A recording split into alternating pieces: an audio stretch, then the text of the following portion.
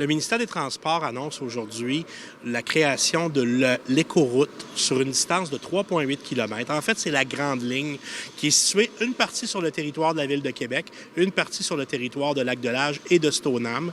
Ce projet-là visera à réduire l'abrasif que nous allons mettre sur la route, la fameuse écoroute, dans le but de préserver l'environnement, c'est-à-dire le lac Saint-Charles, ses affluents. On va utiliser moins d'abrasif, par contre, on va quand même davantage gratter, donc faire passer davantage les camions de déneigement sur la route. On va informer les citoyens d'être prudents, d'adapter leur conduite. Mais l'objectif ultime, c'est bien sûr, c'est d'assurer la sécurité de nos citoyens tout en préservant l'environnement. La Ville de Stoneham utilise cette technique-là pour l'ensemble de son réseau routier depuis plusieurs années.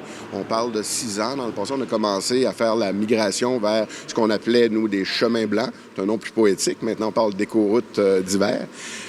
Mais on a de l'expérience dans ça à Stoneham.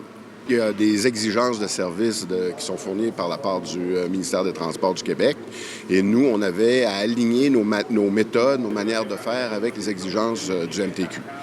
C'est principalement le travail qui a été fait cet été par notre personnel des travaux publics.